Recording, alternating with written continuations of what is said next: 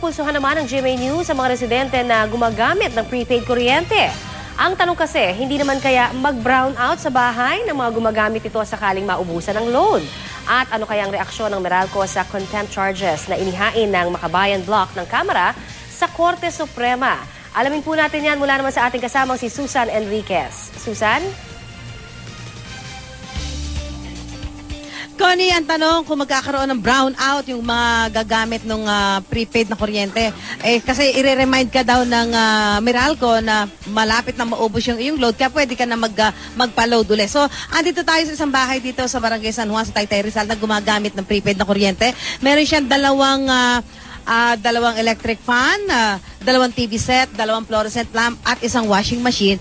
At mga isang linggo pa lang gumagamit ng prepaid itong si Jeffrey Santos. So alamin natin sa kanya, Jeffrey, lika, kung kumusta yung paggamit niya ng prepaid na kuryente. So far, kumusta kung ikukumpara mo ng dati na may bill kang dumarating buwan-buwan?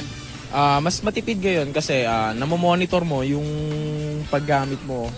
Reminded ka pa ng Meralco, kaya malalaman mo kung ilang kilowatt hour na nagagamit mo araw-araw. Kung merong disadvantage to, yung sinasabi mo, halimbawa sa gabi, biglang naubusan ka ng kuryente, ng load, hindi ka makakapagpa-load na dahil masarado na yung mga yung pwede ka magpa-load ng kuryente. Paano ginagawa mo? Nag-a-adjust na lang ako. Pagka nakita ko mga 30 pesos, 40 pesos na lang ang load ko, naglo-load na agad ako. Para hindi naman ako maipit doon, para hindi naman ako maputulan ng kuryente. Ayun na lang, mas maaga, nagpapaload na ako. So basta ito araw-araw nire-remind ka na ito na lang ang load mo, ganun ba yun? Ganun nga, bali, tinetext ako ng Meralco 8 in the morning para nalalaman ko kung ilan na yung nagagamit ko, kung magkano na. Okay, so malalaman natin dahil parang ang minimum kontrata dito 6 months, So saka mo palang magde-decide si Jeffrey kung itutuloy niya yung prepaid niya o babalik ka sa linya. Oo, ganun na nga. Pero actually, ngayon pa lang nakapag-decide na ako, tutuloy ko na to, dire-diretso na. Jeffrey, thank you, Jeffrey. Ngayon, alamin natin wala kay Jo. Jo, halika. Jo, sino ba sa tingin mo, sino yung mga dapat gumamit ng prepaid na kuryente para hindi naman yata lahat? Sino yung mas advisable na gumamit ito? Well, depende sa paggamit mo, Susan. Kung kailangan suriin mo mabuti, ito ba ay para sa akin or ito ba ay makakabuti sa pang-araw-araw ng paggamit ko. Tulad nga ni Jeffrey kanina, sabi niya, base sa kanyang eksperyensya o sa kanyang pananaw, tutuloy-tuloy niya kasi sa kanya, advantageous ito. Nakokontrol niya yung konsumo niya, unang-una, napoprogram niya kung ano yung gagamitin niya sa pang-araw-araw para hindi maputulan. Doon pa lang nakikita niya 30 pesos na natitira, maglo-load na siya. At basically, nasa iyo yung control ng konsumo. So, at least na-empower ka. Dati, sabi niya, baterya yung ginagamit nila. Pero after 5 years, nagkaroon ng opportunity. So ngayon, mas convenient sa kanila ito. Okay.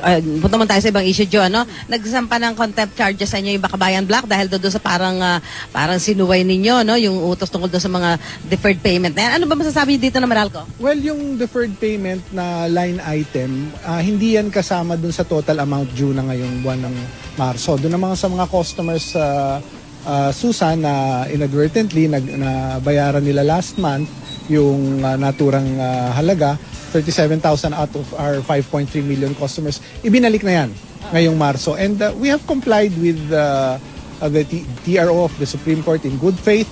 Wala kaming linabag na anumang naaayon sa iniutos ng SC hinggil sa TRO. And moving forward, anuman ho yung maging kahinatnan nitong recalculation na inutos ng ERC sa Philippine Electricity Market Corporation, kami po ay tatalima. At makakaasa sila na lahat ho ng ginagawa namin is within what is bound by the rule of law. At makakaasa sila na we will communicate moving forward ano man ho yung maging pinal na kautusan at anong decision ukol po sa issue na ngayon ay nasa Supreme Court. Okay. Ulit tanong, Jo. So kung makatanggap ka ng bill at naka-reflect pa rin yun, ano dapat gawin ng mga Meralco customer? Well, wala kang dapat gawin, Susan, sapagkat hindi naman yan nakapaloob doon sa total amount due. Kumbaga, yung nandun sa total amount due, yun lang current charges mo. Or kung meron kang past due, pero hindi kasama yung deferred. Okay, maraming salamat si Jo Saldariaga po, ang tagapagsalita po ng Meralco. Mula po rito sa Barangay San Juan, Taytay Rizal. Balik sa iyo, Connie. Maraming salamat, Susan Enriquez.